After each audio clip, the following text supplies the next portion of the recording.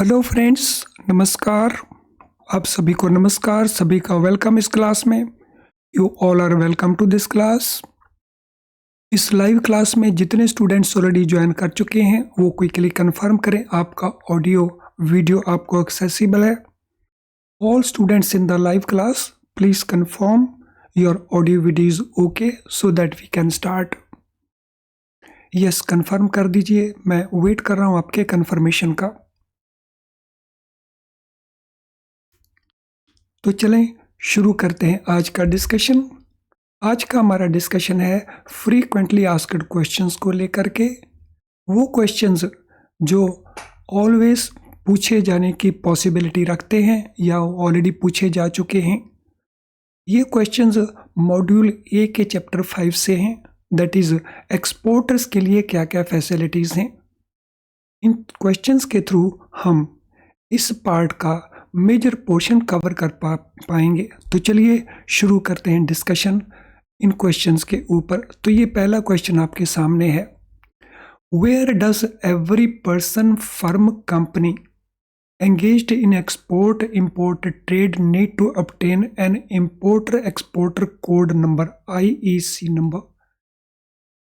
कोई भी पर्सन, कोई भी फर्म, कोई भी कंपनी जो एक्सपोर्ट इंपोर्ट ट्रेड करती है उनको ज़रूरत किस चीज़ की पड़ती है?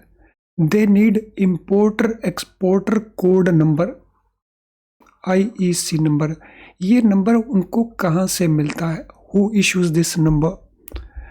Ministry of commerce and industry, reserve Bank of India, securities and exchange board of India, director general of foreign trade. तो ये नंबर कौन इशू करता है, जिसको हम कहते हैं IEC number? Who issues this number? इस नंबर को जो इश्यू करने वाली संस्था है वो इंपोर्ट एक्सपोर्ट ट्रेड से रिलेटेड है, जिसको हम कहते हैं डायरेक्टर जनरल फॉरेन ट्रेड। और ये काम करती है with in ministry of commerce and industry. तो स्पेसिफिक अथॉरिटी है director general foreign trade. IEC code number 10 digits का नंबर होता है जो हर इंपोर्टर एक्सपोर्टर को लेना पड़ता है और कोट करना पड़ता है in all the important documents. जैसे पैन नंबर इनकम के साथ रिलेटेड है, वैसे ही IEC number export import trade से रिलेटेड है। Every person firm company engaged in export of services. तो अगर कोई कंपनी, अगर कोई फर्म एक्सपोर्ट ऑफ सर्विसेज से रिलेटेड है, गुड्स से नहीं, they have to obtain a registration cum membership certificate issued by whom, or registration cum membership certificate issued by Federation of Indian Exporter Organization। अगर कोई person, अगर कोई firm, अगर कोई कंपनी एक्सपोर्ट कर रही है सर्विसेज का, तो उसे लेना पड़ेगा रजिस्ट्रेशन कम मेंबरशिप सर्टिफिकेट, जिसको कौन इशू करेगा? Export promotion council of India, federation of Indian chamber of commerce and industry, service export promotion council या मिनिस्ट्री ऑफ फाइनेंस। तो ये रजिस्ट्रेशन कम सर्टिफिकेट कौन इशू करेगा? तो या तो इनमें से कोई होगा या रजिस्ट्रेशन का मेंबरशिप सर्टिफिकेट इशू करेगा Federation of Indian Exporters Organisation. तो देखिए इनमें से कौन सा ऑप्शन आंसर बनता है क्वेश्चन नंबर 2 के लिए। सभी ऑप्शंस को केयरफुली देखें और फिर डिसाइड करें कौन सा ऑप्शन आंसर बनता है।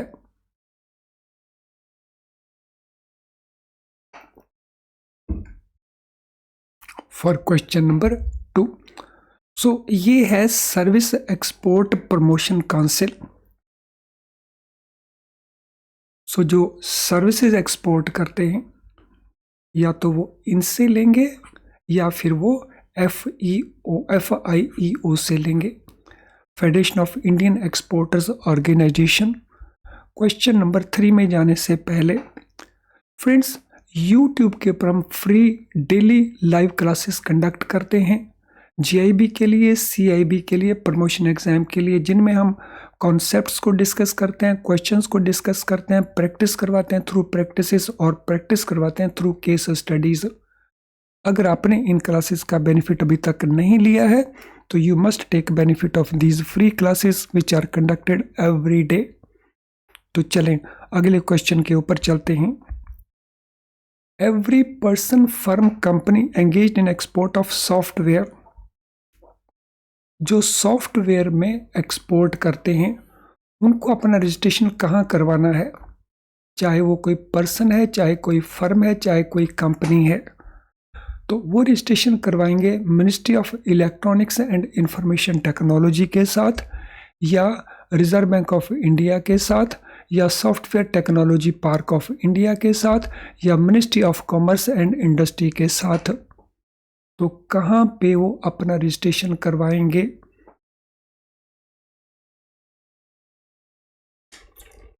Where they will get themselves registered? So they will get themselves registered with the Software Technology Park of India. इनके साथ वो रजिस्ट्रेशन करवाएंगे software technology park of India. तो ये 3 तरह के इंपॉर्टेंट रजिस्ट्रेशंस हैं जिनके बारे में ये 3 क्वेश्चंस थे। अब हम चलते अगले क्वेश्चन के ऊपर। In terms of Section 7, Subsection 1, Subsection 3 of FEMA 1999, all export of goods from India, यहाँ पे हम बात कर रहे हैं all export of goods की from India, whether in physical form or in any other form, require to be declared in prescribed forms to the effect that full value of export will be realized within prescribed period and in the prescribed manner. The prescribed forms are which are used for the purpose noted below. जितने भी exporters हैं goods के, physical form में हो या किसी और form में हो, तो उनको डेक्लेरेशन देना होता है। उसके लिए एक प्रेस्क्राइब्ड फॉर्मेट होता है कि वो जो एक्सपोर्ट किया जा रहा है उसकी फुल वैल्यू को रियलाइज करके इंडिया में वापस लेकर के आएंगे, और वो भी एक प्रेस्क्राइब्ड मैनर के अंदर। ये प्रेस्क्राइब्ड फॉर्म्स कौन कौन से हैं? Which are used for the purpose noted below. So EPC, GC है एंड IEC है, EDF है एंड सॉफ्ट टैक्स है, BIS है एंड ISI है, SCZ है या STPI है। हमने बताना है वो फॉर्म्स कौन कौन से हैं जिनको डिफरेंट पर्पस के लिए यूज किया जाता है। तो कौन कौन से वो फॉर्म्स हैं? सो देखिए उनमें से कौन से फॉर्म्स हैं जो हर एक्सपोर्टर को देने पड़ते हैं। तो जब भी शिपमेंट वो करता है, जब भी वो डिस्पैच करता है, तो ये फॉर्म उसको देने होते हैं, और इसमें वो अंडरटेक करता है कि जितनी वैल्यू वो गुड्स को एक्सपोर्ट कर रहा है उसका इक्विवेलेंट अमाउंट वो फॉरेन करेंसी में इंडिया में वापस लेकर के आएगा। फ्रेंड्स, ये फॉर्म्स कहलवाते हैं, एक है एक्सपोर्ट डिक्लेरेशन फॉर्म EDP, और दूसरा है SOFTEX form. So option B हमारा ऑप्शन आंसर है। तो one is EDF export declaration form, दूसरा है SOFTEX software export form. अगले क्वेश्चन के ऊपर चलते हैं। Which of the following is the correct statement. तो यहाँ पे आपको 3 स्टेटमेंट्स दे रखी हैं, इनमें बताना है कौन कौन सी स्टेटमेंट्स करेक्ट हैं। EDF form export other than software made by all modes. Soft tax export of software in non physical form. GR for all type of exports. तो हमने बताना है इनमें करेक्ट स्टेटमेंट कौन कौन से हैं। जो EDF फॉर्म है वो जो भी एक्सपोर्ट किए जाएंगे अदर देन सॉफ्टवेयर, तो उसका डिक्लेरेशन होगा। सॉफ्ट टैक्स फॉर्म को जो एक्सपोर्ट किया जाएगा सॉफ्टवेयर का in non physical form, and GR for all type of exports. तो हमने बताना है इनका आंसर, ये हमारे ऑप्शंस हैं। 1, 2, 3 ऑल करेक्ट हैं, 1, 2 ओनली करेक्ट हैं, 1 and 3 ओनली करेक्ट हैं, या 2 and 3 ओनली करेक्ट हैं। क्वेश्चन नंबर 5 देखिए क्या आंसर बनता है क्वेश्चन नंबर 5 के लिए।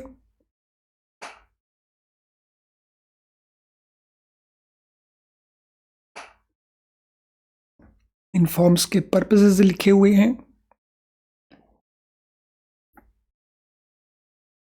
तो चलिए देखते हैं इनके पर्पसेस क्या हैं। क्वेश्चन नंबर 5 के लिए, EDF export declaration form, exports जो होते हैं अदर देन सॉफ्टवेयर, उसके लिए ये डिक्लेरेशन का फॉर्म है, correct. Soft tax form software export करने का जो नॉन फिजिकल फॉर्म में एक्सपोर्ट होता है उसका रिलेटेड फॉर्म है, correct. GR form all type of exports, GR form पहले हुआ करता था, अब GR फॉर्म को रिप्लेस कर दिया है EDF फॉर्म में। तो पहले हम करते थे GR फॉर्म, अब हम यूज करते हैं उसकी बजाय EDF form. So this has been discontinued, so this mean this part is not correct. तो ऑप्शन बी हमारा करेक्ट आंसर बनता है। चलें अगले क्वेश्चन के ऊपर आते हैं। विच स्टेटमेंट्स आर ट्रू और false out of the following. तो यहाँ पे कुछ स्टेटमेंट्स दी जाएंगी, हमने बताना होगा उनमें कौन सी स्टेटमेंट करेक्ट है, कौन सी स्टेटमेंट फॉल्स हैं। Number 1, with introduction of electronic data interchange EDI system at certain custom offices, GR form replaced by declaration in EDF। तब क्योंकि सारे ही EDI वाले हैं इसलिए GR फॉर्म को रिप्लेस कर दिया है EDF के द्वारा। EDF form should be submitted in duplicate to the connected Commissioner of Customs. After verifying and authenticating the declaration in EDF form, the custom will hand over exporter one copy of shipping bill marked exchange control copy. Exchange control copy shall be submitted to Reserve Bank. हमने बताना है इनमें कौन कौन सी statements true हैं और कौन कौन सी फॉल्स हैं, और ये हमारे ऑप्शन आंसर्स हैं। सो सभी स्टेटमेंट्स को केयरफुली रीड करें और फिर आंसर को प्रोवाइड करें।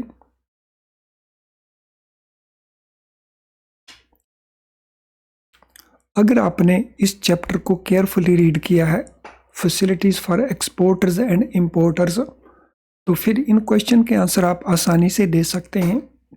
अगर आपने इस चैप्टर को नहीं पढ़ा है तो आई विल सजेस्ट कि अगर आप रिकॉर्डेड लेसन को देख रहे हैं तो पहले इस चैप्टर को पढ़ें और फिर इन क्वेश्चंस को करें ताकि आपको बेनिफिट ज़्यादा मिले। यस, क्वेश्चन नंबर 6 क्या आंसर बनता है क्वेश्चन नंबर 6 के लिए। चलिए सभी स्टेटमेंट्स को एक एक करके पढ़ते हैं। हमने ढूंढना है ट्रू एंड फॉल्स कौन कौन से हैं। जब से EDI इंट्रोड्यूस हुआ है तब से GR फॉर्म को रिप्लेस कर दिया है EDF फॉर्म में, ये करेक्ट स्टेटमेंट है। सेकंड, EDF फॉर्म डुप्लीकेट में सबमिट होगा किसे, concerned commissioner of customs. Yes, ये कस्टम डिपार्टमेंट को at the time of shipment submit होना होता है और वो भी डुप्लीकेट में। This is correct. After verifying and authenticating the declaration, तो ये ऑफिस कस्टम का ऑफिस उसको वेरीफाई करता है, ऑथेंटिकेट करता है डिक्लेरेशन को और हैंड ओवर कर देता है एक्सपोर्टर को एक कॉपी उसमें से। सो डुप्लीकेट है उसमें से एक कॉपी दे दी जाएगी एक्सपोर्टर को और उसके ऊपर क्या मार्क कर दिया जाएगा, एक्सचेंज कंट्रोल कॉपी। और एक्सचेंज को कंट्रोल कौन करता है, Reserve Bank of India control करता है, तो ये स्टेटमेंट भी करेक्ट है। Exchange control copy to be submitted to Reserve Bank of India, तो ये स्टेटमेंट जो है ये स्टेटमेंट रॉन्ग है। It is not submitted to Reserve Bank of India, it is submitted to authorised dealer, यानी वो बैंक जिसके थ्रू एक्सपोर्ट के डॉक्यूमेंट आउटसाइड द कंट्री भेजे जाने हैं उसको ये सबमिट किया जाता है। तो हमारे पास ऑप्शन करेक्ट कौन कौन से बने, तो ये हमारा ऑप्शन करेक्ट बना C option. First true, second true, third true, fourth one is false. I hope everything is very clear so far. यहां तक थोड़ा फीडबैक दे दीजिए मुझे चैट बॉक्स के अंदर कि आपको ये क्वेश्चंस बहुत हेल्पफुल लग रहे हैं अंडरस्टैंड करने में कॉन्सेप्ट्स को। तो चलें अगले क्वेश्चन के ऊपर चलते हैं। Following exports shipments out of India are exempted from EDF. So कुछ ऐसे एक्सपोर्ट्स हैं, कुछ ऐसी शिपमेंट्स हैं जिनके लिए ईडीएफ फॉर्म यूज नहीं होते, उनसे इनको एग्जेम्पशन अवेलेबल है। तो देखें वो कौन कौन से हैं। Trade samples of goods and publicity material supplied free of payment. अगर ट्रेड सैंपल भेजे जाते हैं गुड्स के या पब्लिसिटी मटेरियल के, लेकिन उसके लिए कोई पैसा नहीं लिया जाता, फ्री ऑफ पेमेंट भेजे जाते हैं। Personal effects of travellers whether accompanied और अनअकम्पनीड। अगर ट्रेवलर्स हैं उनकी पर्सनल चीज़ें हैं, तो चाहे वो अपने साथ लेके जा रहे हैं चाहे वो अलग से भेज रहे हैं, तो उसके लिए भी ईडीएफ की ज़रूरत नहीं है। Gift accompanied by declaration by exporter that they are not more than ₹5 lakh in value। अगर एक्सपोर्टर्स गिफ्ट भेज रहे हैं और उसमें वो डिक्लेयर करते हैं कि उनकी वैल्यू 5 लाख रुपए से ज़्यादा नहीं है। Goods imported free of cost on री एक्सपोर्ट बेसिस। अगर गुड्स पहले इंपोर्ट की गई थी और उसमें फ्री ऑफ कॉस्ट इंपोर्ट की गई थी और अब उनको री एक्सपोर्ट किया जा रहा है, तो हमने बताना है इनमें से किसके लिए ईडीएफ फॉर्म सबमिट करने की जरूरत नहीं है। 1 2 3 4 ऑल या 1 2 3 ओनली या 1 3 4 ओनली या 2 3 4 ओनली। क्वेश्चन नंबर 7 देखिए क्या आंसर बनता है क्वेश्चन नंबर 7 का।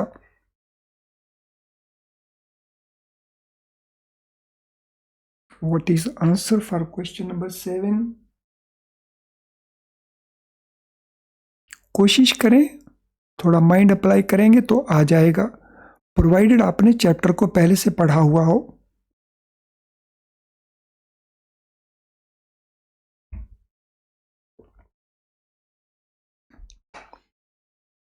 तो चलें सभी स्टेटमेंट्स को एक बार एग्जामिन कर लेते हैं। जो ट्रेड सैंपल्स या पब्लिसिटी मटेरियल है फ्री ऑफ पेमेंट, वो एग्जेम्प्टेड है। किसी पर्सन के रिलेटेड चीज़ें हैं, आर्टिकल्स हैं, जो ट्रेवलर्स हैं, चाहे वो उसके साथ लेके जा रहा है चाहे वो अलग से भेज रहा है, तो that is also exempted. Gift अगर डेक्लेरेशन दे हो एक्सपोर्टर कि उनकी वैल्यू 5 लाख रुपए से ज़्यादा नहीं, तो वो भी एग्जेम्प्टेड है। गुड्स जो इंपोर्ट की थी पहले फ्री ऑफ कॉस्ट, अब उनको एक्सपोर्ट किया जा रहा है, तो उसके लिए भी इस फॉर्म की जरूरत नहीं पड़ती। So that mean option A is our answer.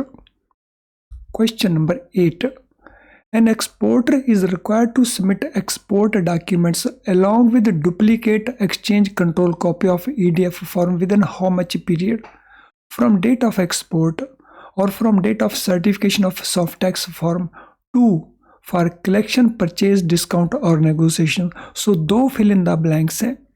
एक है एक्सपोर्टर को सबमिट करना होता है ईडीएफ फॉर्म की एक्सचेंज कंट्रोल कॉपी।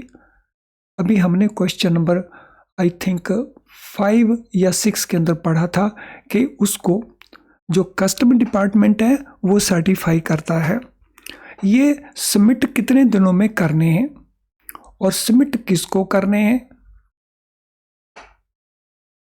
सो सबमिट करने हैं 15 डेज में अथोराइज्ड बैंक को, सबमिट करने 30 डेज में डायरेक्टोरेट ऑफ रेवेन्यू इंटेलिजेंस को, सबमिट करने 21 डेज के अंदर अथोराइज्ड डीलर को, सबमिट करने हैं 45 डेज के अंदर डायरेक्टोरेट जनरल ऑफ शिपिंग को।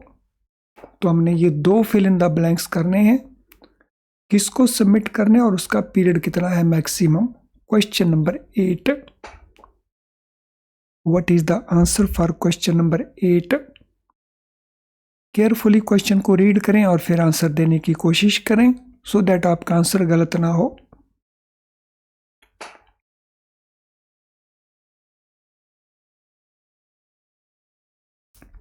यस, मैं वेट कर रहा हूं आपके आंसर की। सो कितने पीरियड में इसको सबमिट करना है और किसे इसे सबमिट करना है? इसको सबमिट करना है विद इन 21 डेज। 21 डेज के अंदर। 21 डेज कब से हैं? फ्रॉम डेट ऑफ एक्सपोर्ट या from date of certification in case of SOFTEX form. किसे सबमिट करना है? अथोराइज्ड डीलर्स को। तो ऑप्शन आंसर सी हमारा है। हम उसको अथोराइज्ड बैंक नहीं कहते, अथोराइज्ड डीलर कहते हैं। तो जो फॉरेन एक्सचेंज में डील करते हैं they are known as authorised dealers, because authorised dealers can be non banks also. Next question, who is authorized to accept the documents pertaining to export submitted after expiry of specified period 21 days for reasons beyond control of the exporter। अगर वो documents जो export को relate करते हैं उनको 21 days में submit नहीं किया जाता, after expiry of that period submit किया जाता है for reasons beyond control of the exporter, तो फिर ये अथॉरिटी किसके पास होगी कि उनको एक्सेप्ट किया जाए? सो यहाँ पे सबमिशन पीरियड है आफ्टर स्पेसिफाइड 21 डेज। इनको एक्सेप्ट किया जा सकता है अगर reasons beyond control of exporter हो। एक्सेप्ट कौन कर सकता है? Export promotion council, ministry of External affairs, reserve Bank of India या अथोराइज्ड डीलर्स। तो किसकी परमिशन चाहिए, किसके पास वो अथॉरिटी है इनमें से? Question number 9, who is authorised to accept these documents even after 21 days provided reason beyond control of exporter हो? तो who is authorized to accept these documents? Export Promotion Council, no. Ministry of External Affairs, no. अब बात रहेगी reserve Bank of India के बीच में और AD बैंकों के बीच में। Reserve Bank of India, no. Reserve Bank of India ने ये पावर डेलीगेट की हुई है एडी बैंक्स को, तो इसको किसकी परमिशन चाहिए? Authorised dealer bank can accept that provided वो जेन्युइन डिले है, reason beyond control of exporter है। Question number 10, it is obligatory on the part of exporter that amount representing full export value of goods, software, services exporter shall be realized and repatriated to India within how many months from date of export? So जो भी exporter goods को, services को, software को export करता है उसको realise करेगा वो आउटसाइड द कंट्री और उसको इंडिया में लेकर के आएगा। रिपेट्रिएशन मीन्स इंडिया में वापस लेकर के आना। कितने मंथ्स के अंदर? From date of export, export की डेट से ये पीरियड शुरू होता है। ये पीरियड कितना है ये हमने बताना है। 6 मंथ्स का पीरियड है, 12 मंथ्स का पीरियड है, 9 मंथ्स का पीरियड है या 18 मंथ्स का पीरियड है। कितने पीरियड में इसको वापस लेके आना मीन्स उसकी जो वैल्यू है फॉरेन करेंसी में वो ले करके आएगा इंडिया के अंदर। ये रिस्पॉन्सिबिलिटी एक्सपोर्टर की है और वो ये डेक्लेरेशन देता है, अंडरटेकिंग देता है कि वो ले करके आएगा। इट इज़ ऑब्लिगेटरी, ये कानूनी तौर के ऊपर उसके ऊपर रिस्पॉन्सिबिलिटी है। It is a statutory obligation of exporter. तो हमने बताना है पीरियड कितना है क्वेश्चन नंबर 10 के लिए।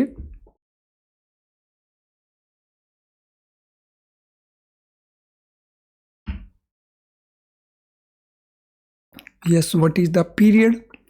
कितने पीरियड में उसको रिपैट्रिएशन करके फॉरेन करेंसी इंडिया में लानी है उसके बदले में। So this period is maximum 9 months, ज्यादा से ज्यादा ये पीरियड 9 मंथ्स का है। सो कोई भी एक्सपोर्टर जब एक्सपोर्ट करता है तो एक्सपोर्ट गुड्स की वैल्यू या सॉफ्टवेयर की वैल्यू या सर्विसेज की वैल्यू उसे 9 मंथ्स के अंदर इंडिया में रिपैट्रिएट करके लेके आनी है। Where goods are exported to a warehouse established outside India with permission of Reserve Bank, amount representing full export value of goods exported shall be paid to AD Bank as soon as it is realized and in any case within how many months from date of shipment of goods। अगर कोई ऐसा exporter है जो reserve Bank of India की permission लेकर के goods को export करता है और जिस कंट्री में गुड्स एक्सपोर्ट होनी है वहाँ किसी वेयर हाउस में उन गुड्स को रखा जाएगा और वहीं से उनकी सेल की जाएगी, तो उस केस के अंदर उन गुड्स की फुल वैल्यू उसे कितने पीरियड में लेकर के आनी होगी शिपमेंट की डेट से। तो अभी हमने देखा था नॉर्मल एक्सपोर्ट जिसमें 9 मंथ्स का टाइम पीरियड हमने फिक्स किया था। अब है ये वेयर हाउस एक्सपोर्ट के लिए, तो ये पीरियड है 12 मंथ्स का, ये पीरियड है 18 मंथ्स का, ये पीरियड है 15 मंथ्स का, या ये पीरियड है 20 मंथ्स का। तो यहाँ पे 9 मंथ्स का पीरियड नहीं है, ज़्यादा पीरियड है, 12 महीने का पीरियड, 18 महीने का पीरियड, 15 महीने का पीरियड या 20 महीने का period. So how much is that period, वो पीरियड कितना है। सो क्वेश्चन नंबर 11, क्या आंसर बनता है क्वेश्चन नंबर 11 के लिए। How much is that period. Warehouse export के केस में फ्रेंड्स, वेयर हाउस एक्सपोर्ट के केस में ये पीरियड 15 महीने का है, it is 15 months. So this mean option C is our answer.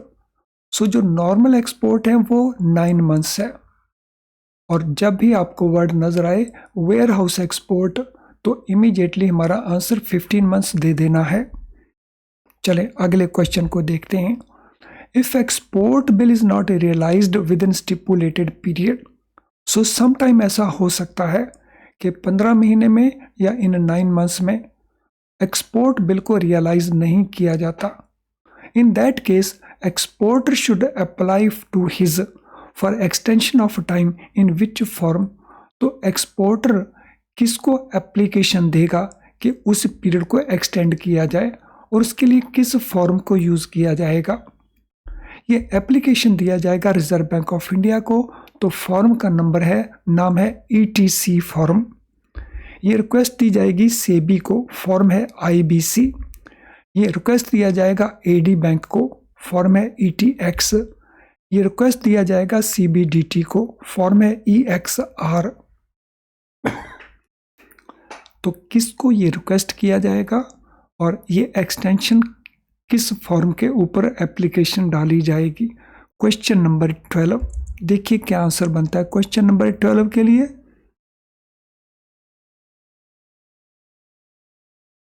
What is answer for question number 12।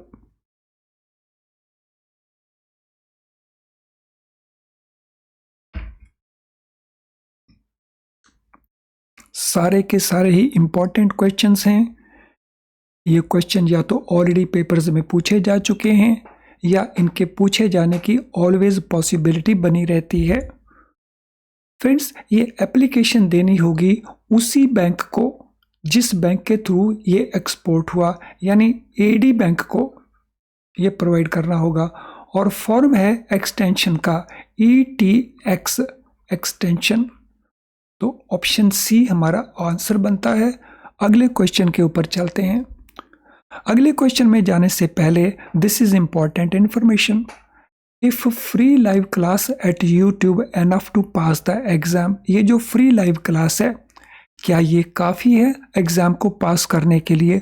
Answer है no, it is not enough, क्योंकि इस क्लास में हम पूरे सिलेबस को कवर नहीं कर पाते, लेकिन ये क्लास बहुत यूज़फुल है फॉर इम्प्रूविंग योर स्कोर। और अगर आपको पास करना है, गारंटीड पास करना है, तो आपको फुल सिलेबस को कवर करना चाहिए। फुल सिलेबस को कवर करने के लिए अगर आप IIBF बुक्स को यूज़ कर रहे हैं तो स्टूडेंट का फीडबैक है कि इसमें कई प्रकार की लिमिटेशंस हैं। लिमिटेशंस क्या क्या हैं? डिफ़िकल्ट टू अंडरस्टैंड, जब वो इनको रीड करते हैं तो इनमें जो कुछ लिखा है, जैसे लिखा है, उसको अंडरस्टैंड करने में उनको डिफ़िकल्टी आती है। नंबर 2, उनको बार बार पढ़ना पड़ता है, फिर भूल जाते हैं, इसके कारण उनका लॉट ऑफ टाइम स्पेंड होता है, यानी ये कहें कि उनका टाइम वेस्ट होता है। इन दोनों के चलते वो पूरे सिलेबस को कवर नहीं कर पाते।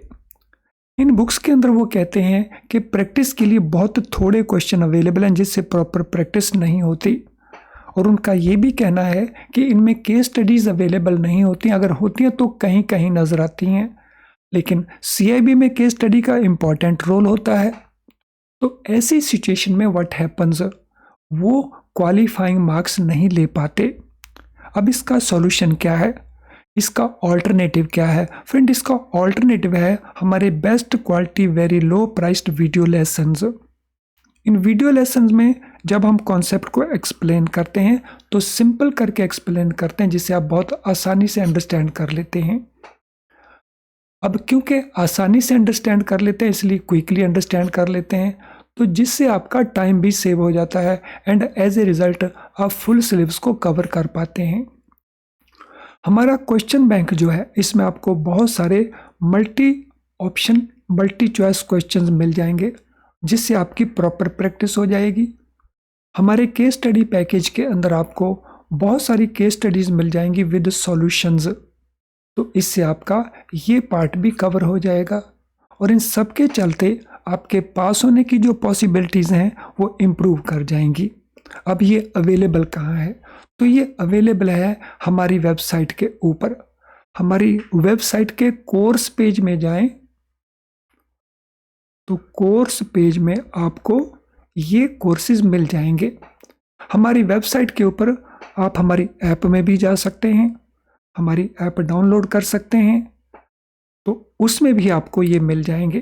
तो according to your convenience you can accordingly make use of these products. तो चलिए अगले क्वेश्चन के ऊपर चलते हैं। The amount representing full export value of goods exported shall be received through AD bank. तो जितना भी एक्सपोर्ट किया गया उसका इक्विवेलेंट वैल्यू इंडिया के अंदर उसको लेकर के आना है एक्सपोर्टर को, और हैंडओवर कर देना है एडी बैंक को। एडी बैंक को हैंडओवर करने के लिए इनमें कौन सा मेथड एप्लीकेबल है? तो हमने बताना है वो method, form of bank draft, pay order, credit to exporter's bank's nostro account, inward remittance. तो ये एक मेथड हो सकता है कि वो डीडी दे दे, पे ऑर्डर दे दे, या एक्सपोर्टर बैंक का जो नॉस्ट्रो अकाउंट है आउटसाइड द कंट्री उसमें क्रेडिट कर दे, या इनवर्ड रेमिटेंस आ जाए। तो this is one form. B, foreign currency notes या traveller cheques from the buyer.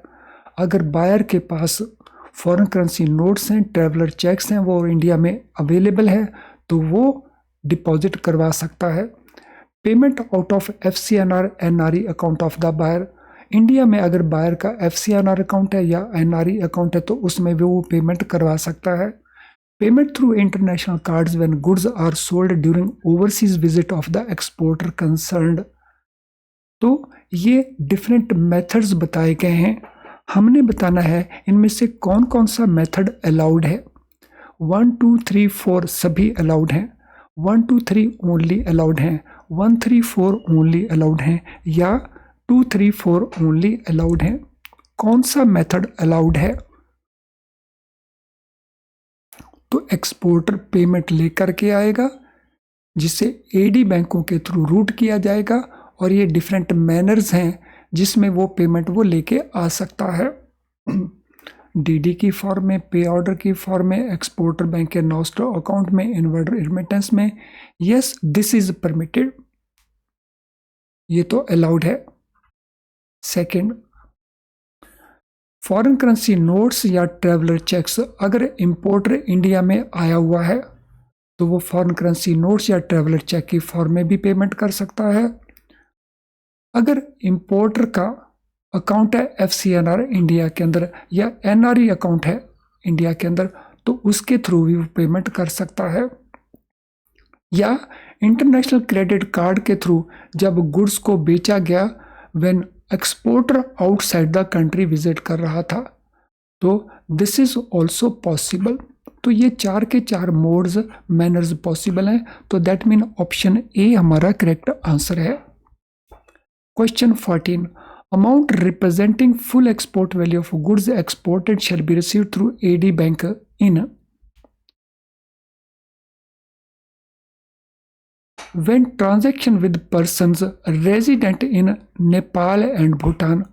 अगर एक्सपोर्ट किया जाता है किसी भी पर्सन को जो नेपाल में या भूटान में रहता है, तो ये जो एक्सपोर्ट किया जाएगा इसकी पेमेंट किस में होगी, फॉरेन करेंसी में या इंडियन रुपीस में या यूरो के अंदर या यूएस डॉलर, यानी एनी फॉरेन करेंसी या इंडियन रुपीस या यूरो या यूएस डॉलर।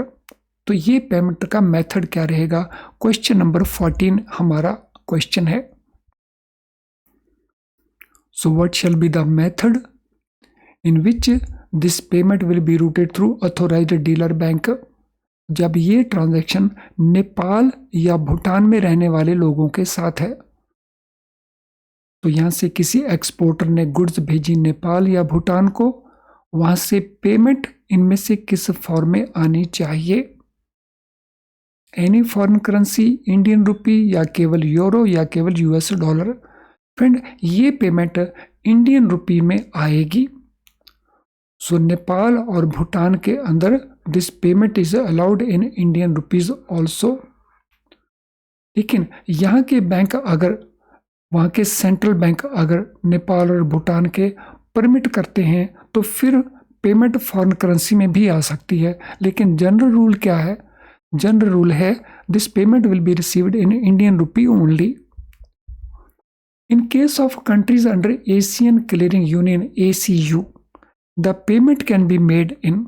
अगर ये एक्सपोर्ट हुआ था ACU कंट्रीज को, तो ये पेमेंट इनमें से किस फॉर्म में आ सकती है, ACU डॉलर में, ACU यूरो में, ACU जैपनीज येन में, ACU पाउंड के अंदर। तो ये हमारे पास डिफरेंट करेंसीज हैं।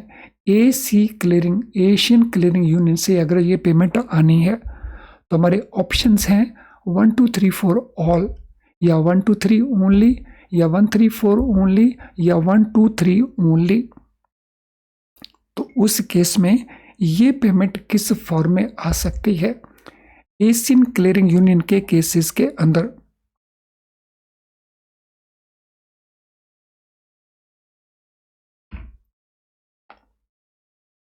Question number 15, friends, Asian clearing union के अंदर इनमें से 3 करेंसीज ऐसी हैं जिनमें ये पेमेंट रिसीव हो सकती है। देखें कौन कौन सी वो 3 करेंसीज हैं। ACU dollar, yes. ACU euro, yes. ACU Japanese yen, yes. ACU pound, no, this is not Asian clearing currency. तो that mean our option B is the right answer.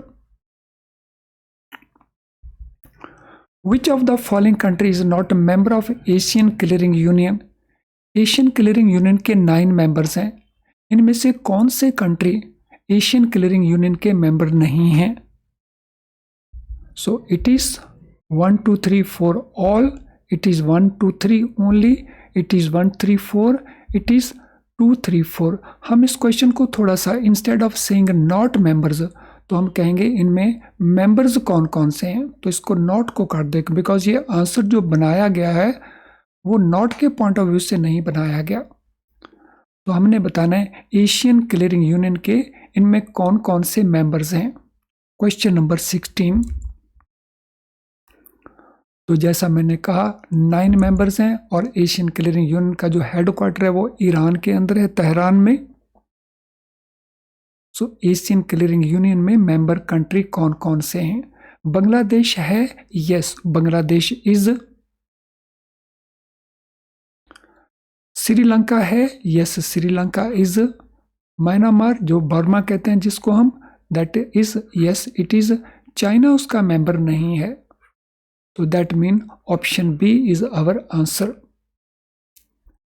Question number 17, where export bill has been negotiated or sent for collection, And if a reduction in invoice value is required to be allowed, AD banks can approve reduction if satisfied about the genuineness of the request, provided reduction does not exceed what percent of invoice value. The reduction is not in respect of commodity subject to minimum price restriction or floor price, and exporter should not be exporters caution list of Reserve Bank of India. तो ये reduction कितने percent का है, ये हमारा question है। पहले question को अंडरस्टैंड कर लें। अगर एक्सपोर्ट किए गए गुड्स एंड सर्विसेज और उनका नेगोशिएशन किया गया बिल्स का, या उनको कलेक्शन के लिए भेजा, लेकिन वहाँ एक्सपोर्टर को लगता है कि जिस वैल्यू के ऊपर उनको एक्सपोर्ट किया गया था उसके ऊपर वो बिक नहीं रहे हैं, तो ज़रूरत है इनवॉइस वैल्यू को रिड्यूस करने की। तो उस केस में ऑथोराइज्ड डीलर रिडक्शन परमिट कर सकता है। उसकी कंडीशंस हैं। कंडीशन क्या है कि ऑथोराइज्ड डीलर सेटिस्फाइड है about genuineness of the request. Number 2, जो रिडक्शन है वो एक पर्टिकुलर अमाउंट से ज़्यादा नहीं होगी इनवॉइस वैल्यू के। जो रिडक्शन है वो उन कमोडिटीज़ के केस में नहीं होगी जहां मिनिमम प्राइस की रिस्ट्रिक्शंस हैं, और उन केसेस में नहीं होगी जहां एक्सपोर्टर को रिजर्व बैंक की कॉशन लिस्ट में नहीं डाला गया। तो 4 ये कंडीशन है। 4 में से एक कंडीशन को लेकर के ये क्वेश्चन है कि ये रिडक्शन ऑथोराइज्ड डीलर मैक्सिमम कितने परसेंट की दे सकता है इनवॉइस वैल्यू की। 10% की दे सकता है, 15% की दे सकता है, 25% की दे सकता है, या 30% की दे सकता है। Question number 17। तो क्या आंसर बनता है क्वेश्चन नंबर 17 के लिए? So this can not be more than 25%। 25% से ज़्यादा नहीं होगी, और साथ में ये कंडीशन भी सेटिस्फाई करना होगी कि रिक्वेस्ट जेन्युइन है, रिडक्शन 25% से ज़्यादा नहीं होगी, मिनिमम प्राइस रिस्ट्रिक्शन की कोई कंडीशन नहीं, रिजर्व बैंक ऑफ इंडिया की कॉशन लिस्ट के ऊपर नहीं है वो exporter. Question number 18। Reduction in invoice value can be allowed without any percentage restriction. ये जो रिडक्शन है वैल्यू के अंदर, यहाँ पे हमने रिडक्शन लगाई थी 25% की। सो कुछ केसेस ऐसे भी हैं जहाँ पे ये रिस्ट्रिक्शन बगैर परसेंटेज के, जहाँ पे ये रिडक्शन बगैर परसेंटेज के भी परमिटेड है। If exporter is in export business for the last 3 years. तो किन केसेस में परमिटेड है? जहां एक्सपोर्टर पिछले 3 साल से एक्सपोर्ट कर रहा है और उसका ट्रैक रिकॉर्ड सेटिस्फैक्ट्री है, और एक्सपोर्ट बिल आउटस्टैंड जो कर रहे हैं इन the account that is not more than how much % of average annual turnover of preceding 3 calendar years. तो पिछले 3 साल की जो एवरेज एक्सपोर्ट टर्नओवर है कैलेंडर ईयर की, तो उसके कितने % से ज़्यादा ये आउटस्टैंडिंग नहीं होनी चाहिए, जिसको इनवॉइस वैल्यू जिसका रिडक्शन किया जाना है 2% से ज़्यादा ना हो, 5% से ज़्यादा ना हो, 8% से ज़्यादा ना हो, या 10% से ज़्यादा ना हो। So the track record is satisfactory and export bill outstanding in the account is not more than how much % of annual average export turnover of preceding 3 years। 2 condition हो गई। एक तो वो 3 साल एक्सपोर्ट का काम कर रहा हो, और फिर जो लास्ट 3 साल हैं उनका जो एवरेज एक्सपोर्ट टर्नओवर है, जो बिल आउटस्टैंड कर रहे हैं वो 5% से ज़्यादा ना हो। तो ये हमारा आंसर है। तो 5% से ज़्यादा ना हो वो, तो ऑप्शन आंसर हमारा बनेगा बी। चलें अगले क्वेश्चन के ऊपर चलते हैं। AD authorized dealer is permitted by Reserve Bank of India to grant extension of time limit for realization of export proceeds beyond stipulated period from the date of export। अगर export किसी कारण realise नहीं हो पाता with in the stipulated period, तो उस case में extension दिया जा सकता है ऑथोराइज्ड डीलर के द्वारा, जो रिजर्व बैंक परमिट करता है। ये extension up to how much period at one point of time दिया जा सकता है, irrespective of invoice of exporter value. तो अगर एक्सटेंशन चाहिए एक्सपोर्टर को realisation of the export proceeds, तो अथोराइज डीलर परमिशन दे सकता है एट वन पॉइंट ऑफ टाइम। ये परमिशन का पीरियड कितना होगा? 3 मंथ्स का पीरियड होगा, 6 मंथ्स का पीरियड होगा, 9 मंथ्स का पीरियड होगा या 12 मंथ्स का पीरियड होगा। At one point of time, at a time, और इसमें इनवॉइस वैल्यू नहीं देखी जाएगी। तो question number 19, what is the answer?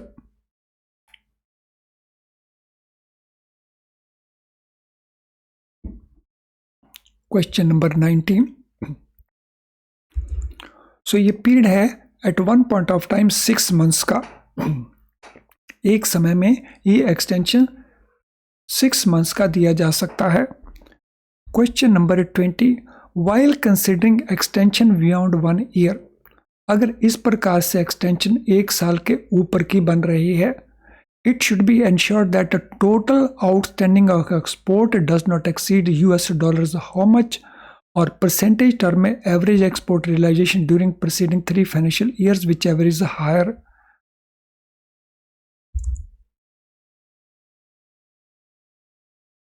Late us read it carefully.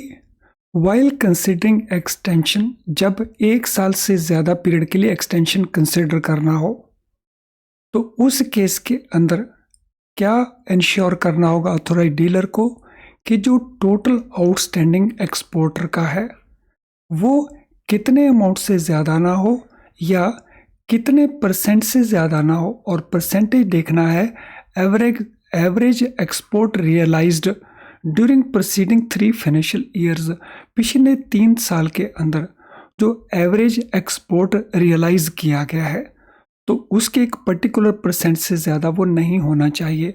तो 2 फिल इन द ब्लैंक्स हैं, तो $1 1.5 मिलियन, 8%, $1 1 मिलियन और 10%, $2 2 मिलियन। तो यहाँ पे ये एक्सीड नहीं होना चाहिए $1 1 मिलियन से, और एवरेज एक्सपोर्ट रियलाइजेशन के 10% से ज़्यादा नहीं होना चाहिए। तो ऑप्शन सी इसमें हमारा आंसर बनता है। चलें अगले क्वेश्चन के ऊपर चलते हैं। Exporter can self write off up to 5% of export realised in the last calendar year. तो यहाँ पे क्वेश्चन पहले से आंसर दे दिया है, लेकिन अब मैंने उसको ठीक कर दिया है। Exporter can self write off up to how much % of export realised in the last calendar year. अगर एक्सपोर्ट को लगता है कि कुछ रिकवरी नहीं हो रही गुड्स सोल्ड की, तो वो राइट ऑफ भी कर सकता है एक्सपोर्ट्स को। कितने % एक्सपोर्ट को राइट ऑफ कर सकता है? 5% of export realised in the last calendar year. तो यहाँ पे हमारा ऑप्शन 5% का है। अगर उसको ज़रूरत पड़ती है राइट ऑफ करने की, क्योंकि उसकी वो रिकवरी नहीं कर पा रहा, तो वो राइट ऑफ कर सकता है up to 5% of export realised in the last calendar year. Question 22, an SEZ unit और status holder exporter can self write off. तो ये हुआ नॉर्मल एक्सपोर्टर। अगर ये exporter SEZ special economic zone exporter है या स्टेटस होल्डर एक्सपोर्टर है, तो ये सेल्फ राइट ऑफ कर सकता है कितना % of realised in the last calendar year? 5% या 15% या 10% या 20%। तो अगर ये SEZ यूनिट है या स्टेटस होल्डर एक्सपोर्टर है, तो यहाँ पे नॉर्मल एक्सपोर्टर था तो वो 5% तक कर सकता है, लेकिन यहाँ पे हम बात कर रहे हैं स्टेटस होल्डर एक्सपोर्टर्स की या SEZ यूनिट्स की, तो वो राइट ऑफ कर सकते हैं अप टू 10%। तो ऑप्शन सी इसमें हमारा करेक्ट आंसर बन जाएगा। Next question, authorised dealer banks can write off up to how much of export realised for the captioned export in the last calendar year. अगर वो एक्सपोर्ट रियलाइज नहीं होता और राइट ऑफ करना है अथोराइज्ड बैंक डीलर ने, तो authorised dealer bank कितने % तक राइट ऑफ कर सकता है? एक्सपोर्टर के लास्ट कैलेंडर ईयर के परसेंटेज के तौर के ऊपर 5% या 15% या 10% या 20%। ऑथोराइज्ड डीलर बैंक ने अगर ये राइट ऑफ करना हो, एक है एक्सपोर्टर सेल्फ राइट ऑफ करता है, वो हमने क्वेश्चन नंबर 21, 22 में देखा। एक ऑथोराइज्ड बैंक को राइट ऑफ करना पड़ता है। तो ऑथोराइज्ड बैंक कितने अमाउंट तक राइट ऑफ कर सकता है? So it is up to 10%, 10% तक वो राइट ऑफ कर सकता है authorised dealer bank. In terms of FDI rules, effective date of realization of export bill is date of credit in bank's which account in case of foreign currency bills, and in case of rupee bills, effective date of realization is date of debit in which account. FDI के rules क्या कहते हैं कि जो export का realisation है bill का, उसकी इफेक्टिव डेट इनमें से किसको माना जाएगा? सो अगर क्रेडिट होता है अमाउंट बैंक के किस अकाउंट में, तो उस डेट से मान लिया जाएगा वो फॉरेन करेंसी क्रेडिट होगी। और अगर रुपी बिल है तो इफेक्टिव डेट रियलाइजेशन कब से होगी? जब डेबिट किया है किस अकाउंट को। तो हमारे पास यहाँ पे दो अकाउंट वो कौन कौन से हैं? एक अकाउंट जिसमें क्रेडिट होना है, एक अकाउंट जिसको डेबिट होना है।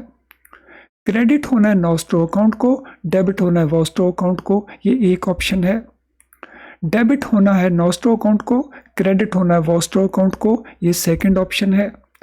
EEFC अकाउंट को क्रेडिट होना है, FCNR अकाउंट को डेबिट होना है, NRE अकाउंट को क्रेडिट होना है, NRO अकाउंट को क्रेडिट होना है। तो FDI रूल्स के मुताबिक ये डेबिट क्रेडिट किसको होगा? तो एक क्रेडिट होना है वो फॉरेन करेंसी में होना है, एक डेबिट होना है वो इंडियन करेंसी में होना है। क्वेश्चन नंबर 24 के लिए आंसर क्या बनता है?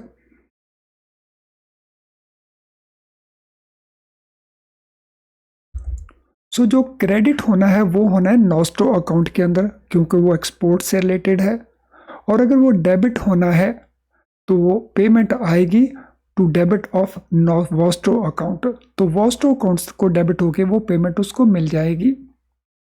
तो वॉस्ट्रो अकाउंट हम मान के चलते हैं वो इंडिया में होगा। अगर वो अकाउंट इंडिया में है तो वो इंडियन रुपी में होगा, तो रुपी करेंसी में वो होगा। अगर वो रुपी बिल है तो पेमेंट उसको वॉस्ट्रो अकाउंट से मिल जाएगी, और अगर वो फॉरेन करेंसी बिल है तो पेमेंट उसके नॉस्ट्रो अकाउंट में बैंक में जमा हो जाएगी, वहां से मिल जाएगी। Participants in international trade fair exhibitions can open temporary foreign currency accounts abroad to deposit sale proceeds. India से अगर कोई एक्सपोर्टर्स हैं वो पार्टिसिपेट करते हैं इंटरनेशनल ट्रेड फेयर में या एग्जीबिशन के अंदर, तो वहां पे जाकर के वो temporary foreign currency account open कर सकते हैं जिसमें उनका सेल प्रोसीड डिपॉजिट होगा। Balance in these account have to be repatriated to India within how much period from close of that exhibition or trade fair? उन अकाउंट के अंदर जो बैलेंसेस पड़े हैं वो इंडिया में कितनी देर में लेके आने होंगे उस एग्जीबिशन या ट्रेड फेयर के क्लोज होने के। So with in 6 months, with in 1 month, with in 3 months या विद इन 9 months। तो ये एक्सपोर्ट प्रोसीड्स कितनी देर में इंडिया में वापस लेके आनी होंगी? Question number 25।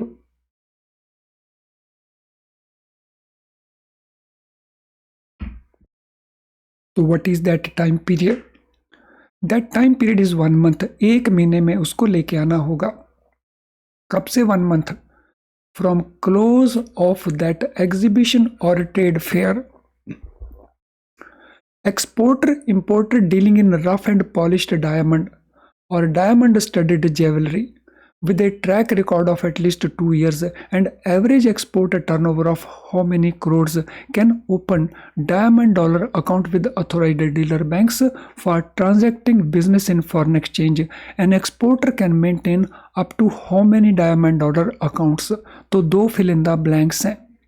एक तो एलिजिबल देखने के लिए ट्रैक रिकॉर्ड उसका 2 साल का होना चाहिए और एवरेज एक्सपोर्ट टर्नओवर हमने बतानी है कितनी होनी चाहिए। तो वो कौन से अकाउंट ओपन कर सकता है? Diamond dollar accounts. दूसरा क्वेश्चन है कि एक एक्सपोर्टर कितने डायमंड डॉलर अकाउंट ओपन कर सकता है? तो ये टर्नओवर होनी चाहिए 2 करोड़ का, 3 अकाउंट वो ओपन कर सकता है। 5 करोड़ का टर्नओवर 4 अकाउंट्स वो ओपन कर सकता है। 3 करोड़ का टर्नओवर 5 अकाउंट वो ओपन कर सकता है। 4 करोड़ का टर्नओवर 6 अकाउंट वो ओपन कर सकता है। तो एक पार्ट एलिजिबिलिटी को रिलेट करता है, दूसरा पार्ट नंबर ऑफ अकाउंट्स कितने ओपन हो सकते हैं उसको रिलेट करता है। तो 3 करोड़ का एनुअल टर्नओवर होना चाहिए उसका एवरेज एक्सपोर्ट का, और वो 5 ऐसे अकाउंट्स ओपन कर सकता है। तो ऑप्शन सी इसमें हमारा आंसर बन जाएगा।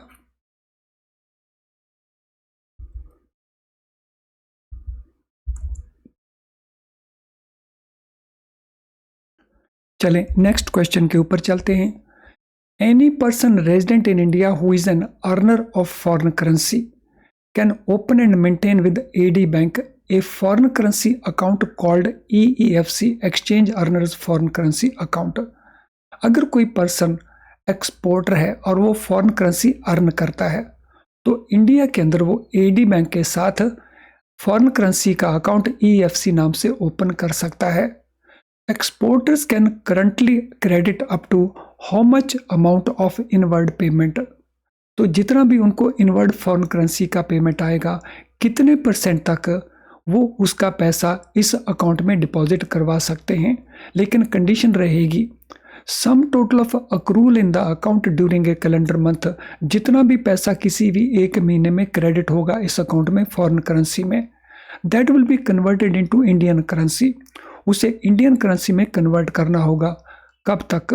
ऑन और before last day of which calendar month after adjusting utilisation of the balances for approved purpose और फॉरवर्ड कमिटमेंट। तो अगर EFC अकाउंट ओपन किया जा सकता है तो 2 क्वेश्चन है। तो जो भी फॉरेन करेंसी वो इंडिया में लेकर के आएगा फ्रॉम एक्सपोर्ट, उसका कितने % इस अकाउंट में जमा हो सकता है।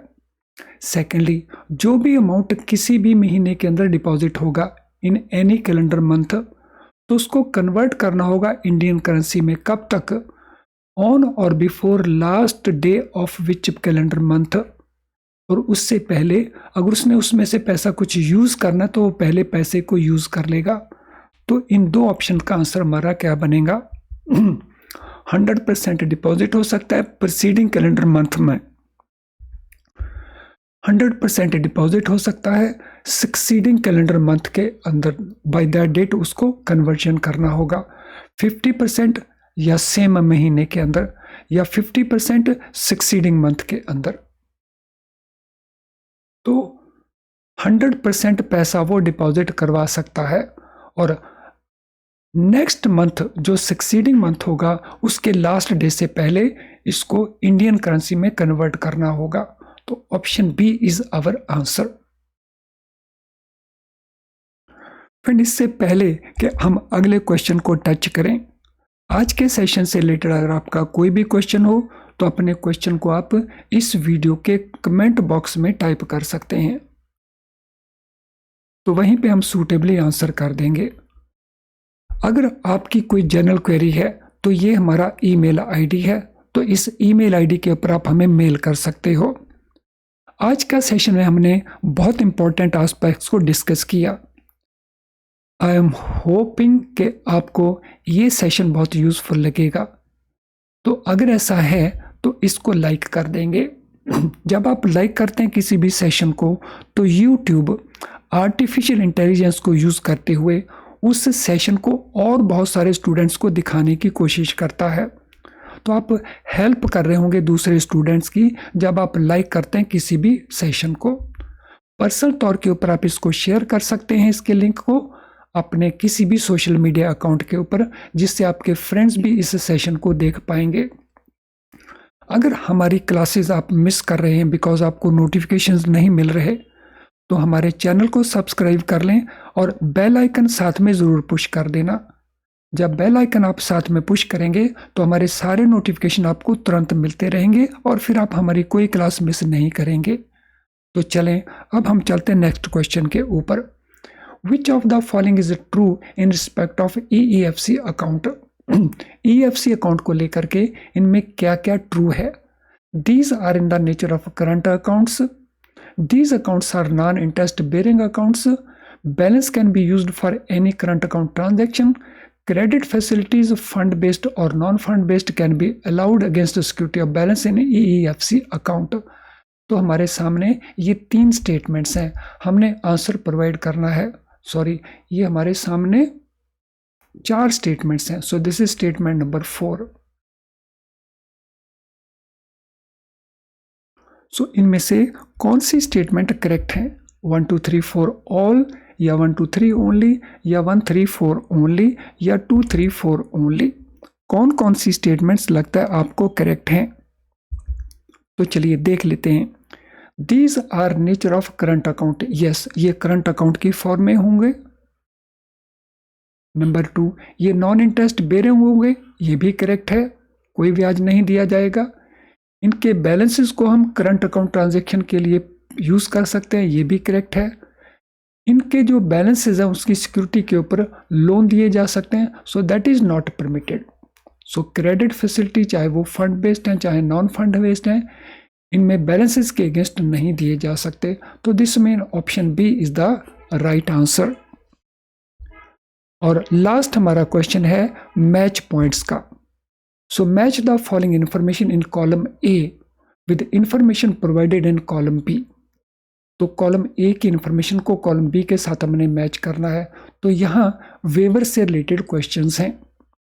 Status holder SEZ units can avail GR waiver certificate up to. जो स्टेटस होल्डर एक्सपोर्टर हैं या SEZ के यूनिट्स हैं, सो GR वेवर की फैसिलिटी, GR वेवर सर्टिफिकेट उनको अवेलेबल है। ये फैसिलिटी कितने अमाउंट तक? तो ये अवेलेबल है उनको up to 2% of average annual export realisation during preceding 3 licensing years. तो यानी हमारा जो क्वेश्चन नंबर 1 है उसका आंसर बना नंबर 2। नंबर 2 को देखते हैं। Exporters in James and jewellery, articles of gold and precious stone sector, तो उनके लिए वेवर कितना परमिटेड है? तो क्वेश्चन नंबर 2 के लिए तो उनके लिए है 8% of average annual realisation during the last 3 licensing years. तो नंबर 2 के लिए आंसर बन गया नंबर 1। और नंबर 3 के लिए आंसर कौन सा बन जाएगा? नंबर 2 के लिए आंसर हमारा नंबर 3 बनता है। तो ये नहीं है, दिस आंसर है 1 crore up to 2% of average annual turnover 3 licensing years के अंदर। और हमारे 3 नंबर क्वेश्चन के लिए आंसर बन जाएगा नंबर 1। तो फार्मा कंपनीज के लिए ये वेवर 8% का इक्विवेलेंट है। तो स्टेटस होल्डर ZD यूनिट्स को 2% 3 साल की उनकी जो एवरेज एक्सपोर्ट टर्नओवर है उसका। और एक्सपोर्टर जो जेम्स ज्वेलरी के हैं तो उनको भी 2% ही है, लेकिन अप टू 1 करोड़ ओनली। जो फार्मा कंपनीज हैं उनको 8% ये वेवर परमिटेड है। तो उसके हिसाब से हमारा ऑप्शन आंसर बन जाएगा बी। तो 1 का 2, 2 का 3 एंड 3 का 1। तो चलिए फ्रेंड्स, आज के इस सेशन को अब हम वाइंड अप करते हैं। Thank you friends.